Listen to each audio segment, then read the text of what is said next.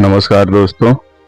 अभी हम फिर से 30 प्रश्नों का एक सीरीज लेके तैयार हैं।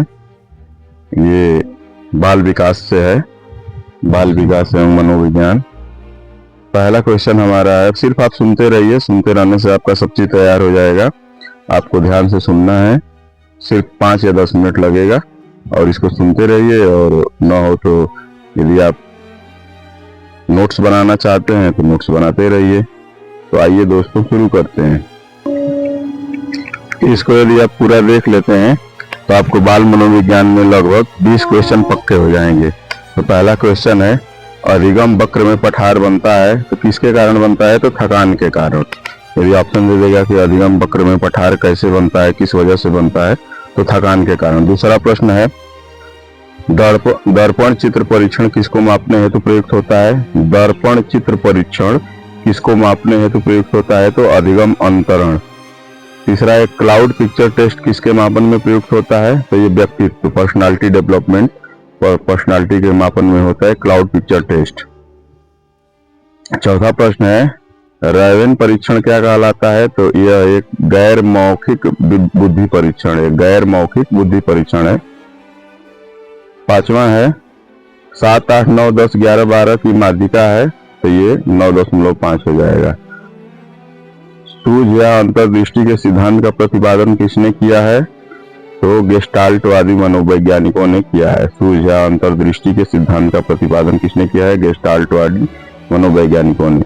सातवां प्रश्न है, मैकडूगल के अनुसार प्रत्येक मूल प्रवृत्ति से संबंध होता है तो संवेग का। मैकडूगल के अनुसार प्रत्येक मूल प्रवृत्ति से संबंध होता है, संवेग हमारा संबंध होता है। आठवां प्रश्न है, पूर्व अनुभव के आधार पर संवेदना को अर्थ प्रदान करना कहलाता है तो प्रत्यक्ष ज्ञान है। प्रत्यक्ष ज्ञान पूर्व अनुभव के आधार पर संवेदना को अर्थ प्रदान करना है। 5 वर्ष के मोहन की मानसिक आयु 60 वर्ष है, उसकी बुद्धि लब्धि कितनी है? तो 5 वर्ष के मोहन की आयु जो है 8 वर्ष है। तो बुद्धि लब्धि का फार्मूला हम अगले वीडियो में बताएंगे। इसका जो बुद्धि लब्धि है 160 उच्चतर बुद्धि स्तर का है। 10वां प्रश्न है, कौन सा बुद्धि स्तर मंद बुद्धि वाले बच्चों का प्रशिक्षण योग्य बुद्धि लब्धि स्तर कहलाता है? तो मध्यम मंदता 35 से 50 के बीच में होता है। 11वां प्रश्न, Rorschach ink blot test, Rorschach ink blot test किसके मापन हेतु किया जाता है? ये भी व्यक्तित्व में। और तीसरा प्रश्न आपको बताए थे, क्लाउड पिक्चर टेस्ट किसके मापन में प्रयुक्त होता है? ये भी व्यक्तित्व है। विस्मृति का कारण है, विस्मृति यानी भूल जाने का कारण क्या है? तो ये स्मरण करने की इच्छा, अनिच्छा होगा। 13वां, वह विज्ञान जो संख्यात्मक प्रदत्त को एकत्र करने, विभाजित करने, प्रस्तुत करने, तुलना करने और व्याख्या करने की विधि से संबंधित है क्या कहलाता है? सांख्यिकी। वह विज्ञान जो संख्यात्मकता प्रदत्त को एकत्र करने, विभाजित करने, प्रस्तुत करने, तुलना करने और व्याख्या करने की विधि से संबंधित है क्या कहलाता है? सांख्यिकी। सांख्यिकी के अंतर्गत हम मानक, माध्य, माध्यिका इत्यादि वगैरह पढ़ते हैं। 14वां प्रश्न, पिछड़े बच्चों के लिए शैक्षिक लब्धि की अवधारणा किसने दी है? तो सिरिल बर्ट ने दी है पिछड़े बच्चों के लिए। एक उत्तम परीक्षण की विशेषताओं से भिन्न प्रक्रिया क्या कहलाती है? अभिक्षमता। एक उत्तम परीक्षण की विशेषताओं से भिन्न प्रक्रिया अभिक्षमता कहलाती है। 16वां प्रश्न है, बुद्धि का सिद्धांत नहीं है तो उसमें 4 ऑप्शन दिया था, इसमें प्रत्यागमन का जो सिद्धांत है वो बुद्धि का सिद्धांत नहीं है।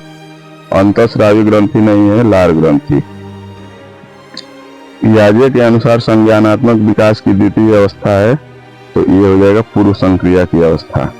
19वां प्रश्न है, शारीरिक विकास को प्रभावित करने वाला कारक क्या है? तो वंशानुक्रम, वातावरण, खेल तथा व्यायाम, ये शारीरिक विकास को प्रभावित करने वाले कारक हैं। बुद्धि लब्धि की गणना का सूत्र, देखिए हम बोले थे कि आएगा बुद्धि लब्धि की गणना का सूत्र, मानसिक आयु बटे वास्तविक आयु गुणे 100। तो जैसे 8 वर्ष के बालक का मानसिक आयु कितना है? 8 वर्ष और उसकी वास्तविक आयु है 5, तो 8/5 गुणे 100 तो ये हो जाएगा, उसमें भाग दे देंगे तो आ जाएगा। चिंतनशील सोच की चर्चा किसने की है? डीयूवी ने। चिंतनशील सोच की चर्चा किसने की है? डीयूवी ने। आगमनात्मक तर्क के स्तर नहीं है, कल्पना। आगमनात्मक तर्क का स्तर नहीं है, कल्पना। सीखी गई बात को धारण करने और पुनः स्मरण करने में असफल होना क्या कहलाता है? किसी बात को हम सीख लिए हैं और उसका पुनः स्मरण हम नहीं कर पा रहे हैं तो इसको विस्मरण कहते हैं। 24वां प्रश्न है, मूल प्रवृत्ति की एक प्रमुख विशेषता है जो किसमें पाई जाती है? तो ये सभी प्राणियों में तथा यह जन्मजात व प्राकृतिक दोनों होती है।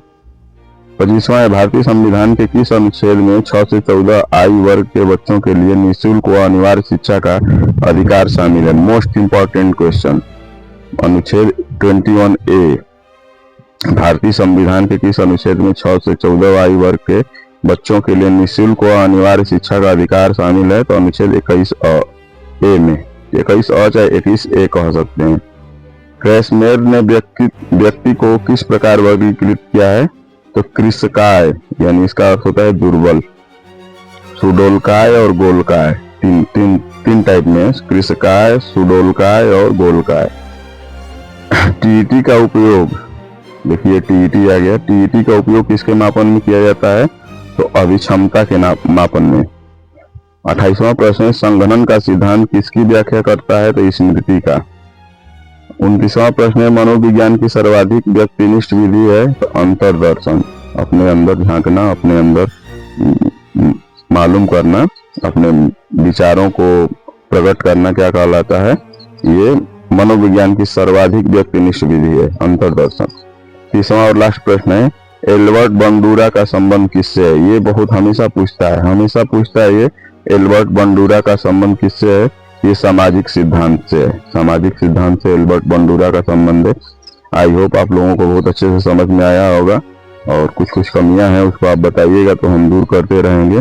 आपका दिन शुभ हो। जय हिंद, जय भारत।